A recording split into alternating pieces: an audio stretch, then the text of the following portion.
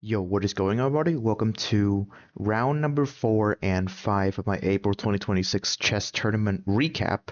So, in today's video, I'm going to cover two games instead of one for a very special reason, which you are going to find out very soon. So, today, I am covering games from my second day of chess. So it's the second and last day. We have a 2 day chess day which which has 3 games per day. So this is game 4 and 5. Yesterday we had 1.5 out of 3, so it's pretty decent points. Still on track to get like some sort of reward, but we have to see after we get these 2 games going. So, first of all, I would like to cover game number 4, of course.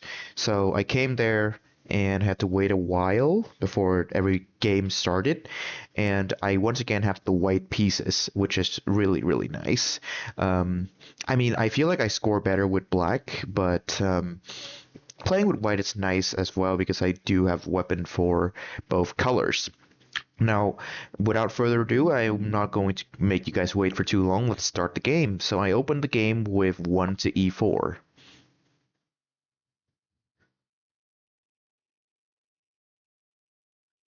Okay, well, you guys might be wondering what happened here. Your video did not just get lagged or anything. This is exactly what happened during the game. This proceeded to go on for another 20 minutes, which is also the allocated time of the tournament. So, in round number 4, my opponent failed to show up. It's either because they got really embarrassed that they lost a lot of their games in the previous day, or they just didn't feel like playing. I have no idea, but I did not have an opponent for round number 4. So it's good for me. I mean, no opponents means that I get a free win, and we move on to round number 5, where I'm actually going to cover my games again. So let's move back these pawns again. Let me switch to my face once more because I would like to set the context going into round number 5. So in round number 5, I have 2.5 out of 4 points. So I have 2 wins, 1 draw, and 1 loss. So it's like a really good score because I now know that with this with the round 4 free win, I am never going to be going into the negatives. At least I think so because I have 2 games to go. So I'm not going to go into the negatives, and I was really confident.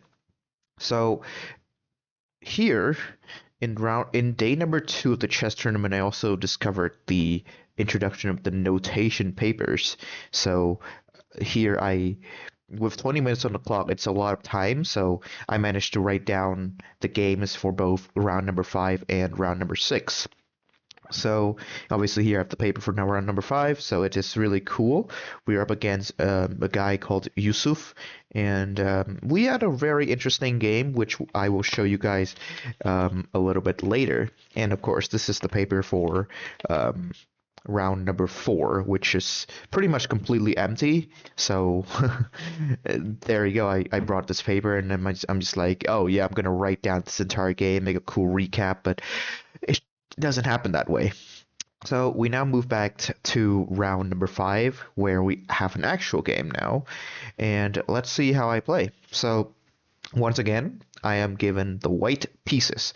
So we essentially have double whites. So it is very exciting to have double white because I thought to myself like, oh, that means I'm gonna have black in the last round. It's gonna be really exciting killing another Carl Khan or Dutch defense, anything that is of my repertoire. But apparently that doesn't happen right now, so we're just gonna focus on this game. And naturally, I opened with the only move that I know, e4.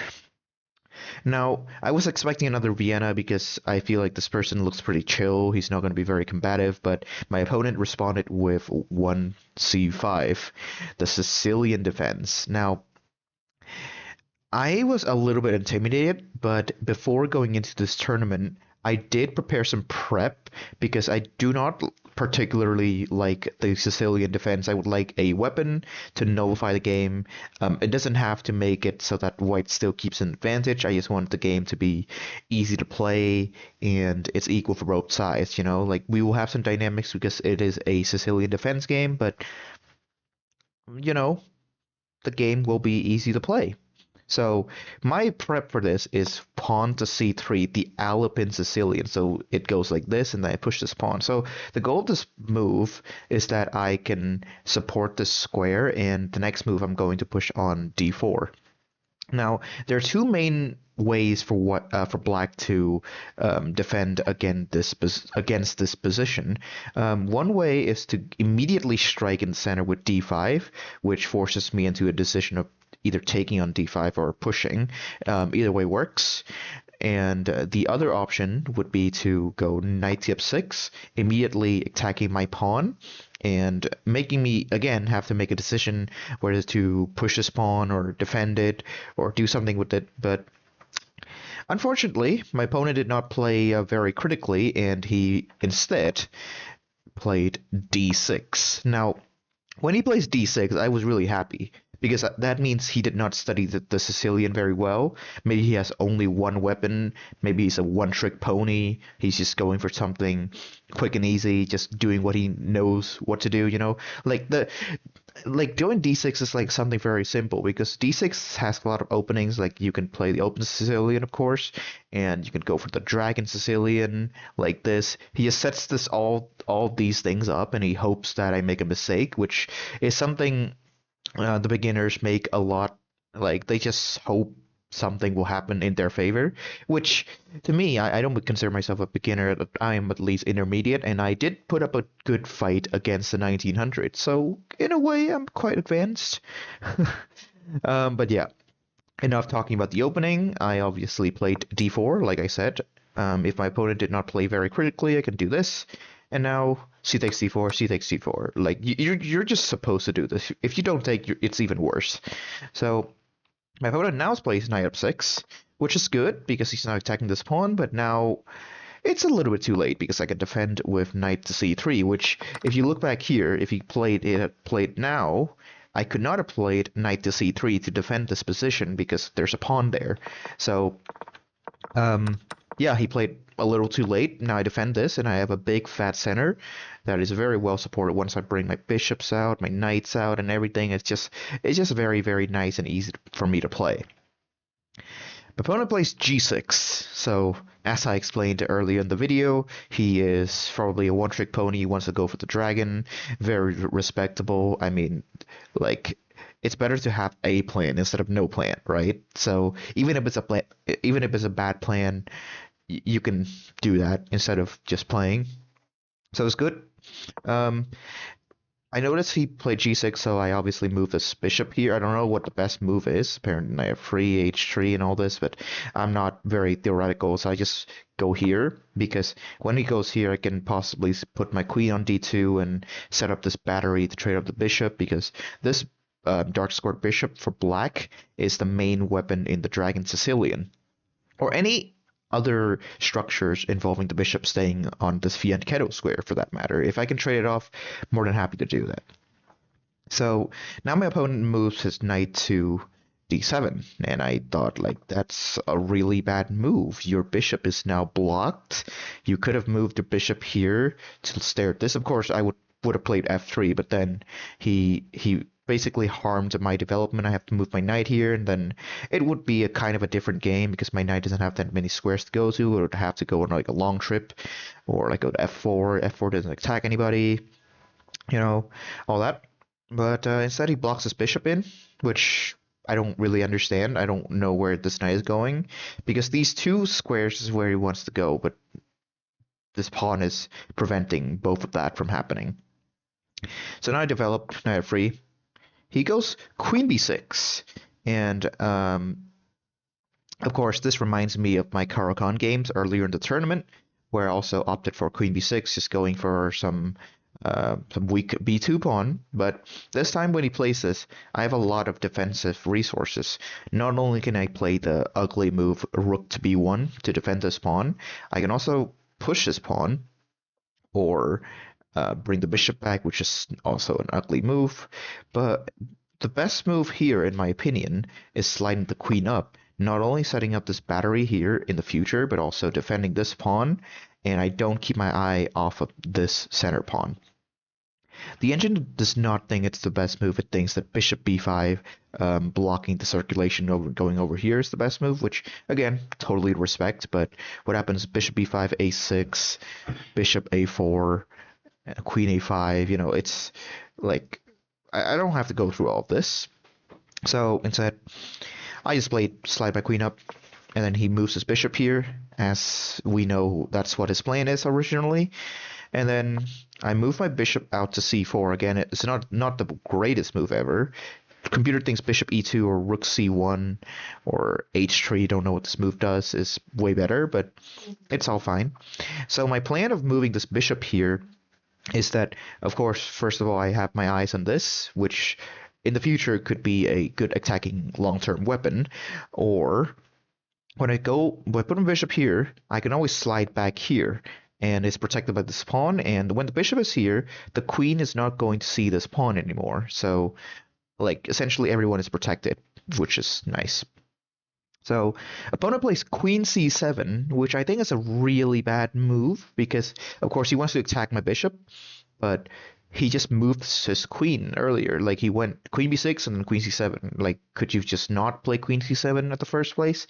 So, of course, he plays right into my hands, because I don't want to keep my bishop here anyway. I move it back, bishop to b3.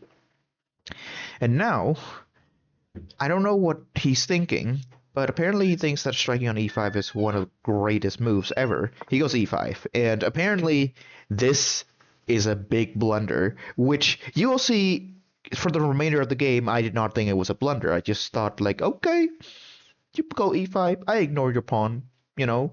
But apparently, DE, knight b5 is completely winning for white. I did not know this. I did not see this in a distance. I feel like, what if, like, what if knight takes and then knight b5 anyway? Ooh, okay. Yeah, I totally did not know that. But yeah, this, and then knight b5, attacking the queen, attacking this square. Basically, you have to move the queen somewhere, and then I'll give this check, and you just can't do anything, because this square is also protected by the queen down here, so essentially you will lose the right to castle, which is just terrible in a game of Sicilian.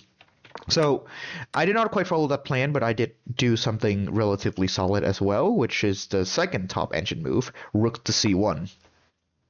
Now, this move obviously sets up a discovered attack on the queen. Like, essentially, when I move my knight, the rook is going to see the queen, and it's defended by the queen already. So don't worry about me hanging my rook and losing this other rook. That's not going to happen. So instead, I did this, and my opponent slid his queen back once again. So to recap, this is move 11 of the game. Both sides have played 11 moves, and my opponent has moved his queen to b6, c7, and then d8. I made him waste 3 moves for nothing. He has made no progress, and I have put my pieces on better squares and all of that. Like, this is just winning, just very much winning. And I know this. I know this. I know that I have a very big advantage here, and I saw one of the really good moves, which is castle. Okay, not here. I need the castle. Castle is always good. Just get out of the center. My opponent plays b6, and at this point, I was just like, what does this even do? Like, you put your bishop here, I move my rook. Then what? You're staring at nothing. There's nothing here. So b6, I thought, okay, this has to be a big opportunity, and I definitely seized it, because the next move I played was knight b5, the top engine move for once. After missing d takes e5 for a very long time, I finally played the correct tactic, and I go for this. Now, this move, knight b5, I spent some time to calculate, just want to make sure it's truly devastating for my opponent. So it is not as good as when I took and went here, because now he cannot castle, but here he can. So essentially, I'm attacking this pawn, and I'm attacking to go to c7 to check the king and win the rook. And he can't prevent this, actually. He cannot do that, because the rook is also looking down to the square, so I can put my knight there, So the only logical thing here for my opponent to do is castling. It is their best move, and I took a free pawn. Took just a nice little free pawn. And now I'm up a pawn. My knight is deep in enemy territory, and enemy does not have a good way to remove my knight. Eventually, like going back, putting this knight back to G8 to B8 might be one of the best ways to get rid of my knight. Like he has to do some really weird stuff, but he doesn't. Instead, he goes E takes D4, which I guess he can take now. And now I'm faced with the decision to decide who should take this pawn. Now, I thought about knight takes, bishop takes, queen takes, of course. Queen takes is definitely rejected immediately because it runs directly into the line of sight of the bishop, which I do not like. And also, when I move my queen out of the way later, the bishop will stare down at this pawn, and I might lose it. So taking with the queen is out of the question, uh, at the very least. And then I calculated taking with the knight, and I realized that the knight does not have that much mobility. It can go here attacking the queen, but then the queen can run. And like I know it's devastating, but then I just thought like two knights staying next to each other where the queen goes like somewhere that can fork both knights. Like it's just a lot to calculate, so I opted for the safest. And also apparently the second top engine move, don't look at the top engine moves as a sack that I never saw during the game. Apparently, just going for this trading two pieces for a rook and a pawn at this point is good, but I do not think so because I like two pieces is almost always better than a rook, and that's what most chess teachers would tell you. So I did not do that. Instead, I just stuck with the bishop, keep it really simple, and now the knight is pinned here, and if the knight ever moves, I take the bishop. He now goes bishop to a6. Did not want me to take this thing for free and trade off some more pieces down here. He goes here. I dodge his very scary attack. He moves his knight out of the way, and like I said, now it opens up the opportunity for me to take this bishop, which I took. And then here, I thought for a while. Apparently the top engine move is still sacking, and nothing has changed. And the top engine move is e5 and bishop d5. I saw bishop d5, but I did not really like it because he can just slide over here, like, or something like that.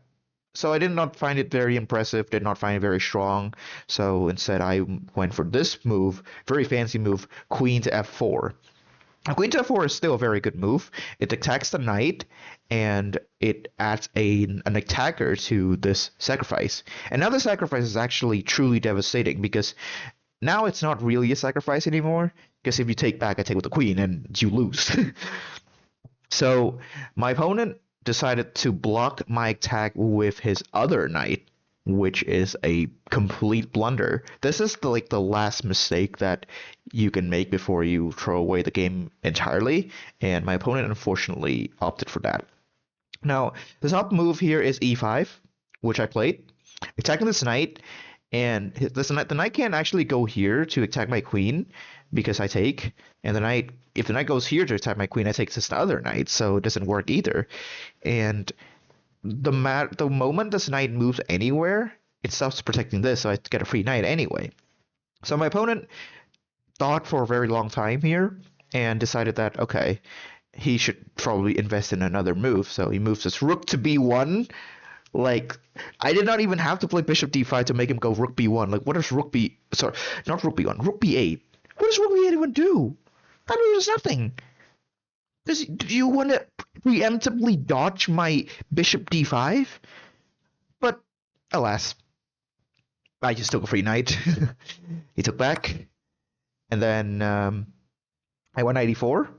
Here's not the best move. Obviously, computer wants sacking. I don't want sacking. I got really scared after sacking on game number 2 against the 1900, where I lost. So I was very conservative with my sacrifices.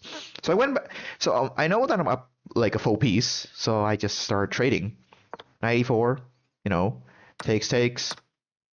And then bishop b7 attacking my queen, also attacking my knight.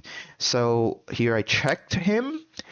I obviously don't want the bishop to take this knight, because when I double my pawns, like, it's fine because I'm completely winning, but it's ugly, and I don't want like any shenanigans to happen at the point where I'm supposed to just bulldoze my opponent.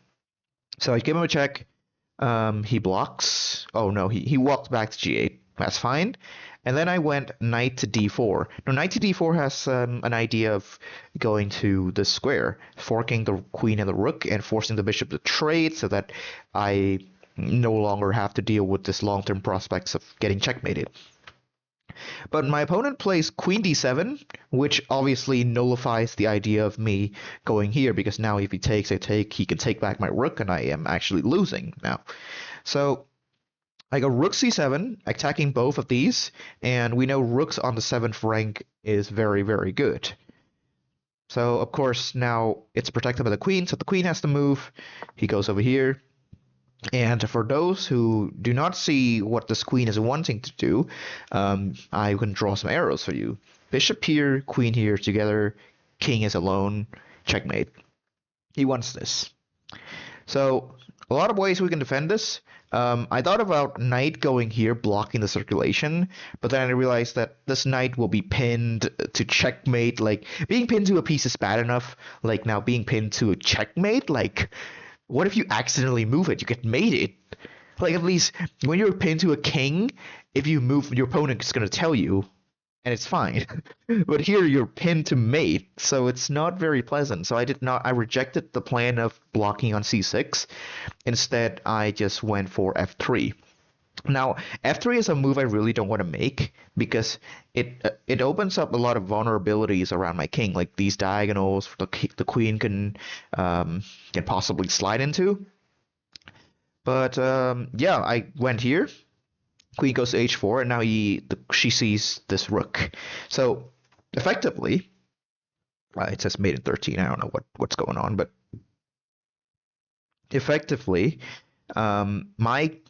this queen is looking at this rook, and my queen has to stay protecting it. Otherwise, I'm going to get mated, because let's say I go here.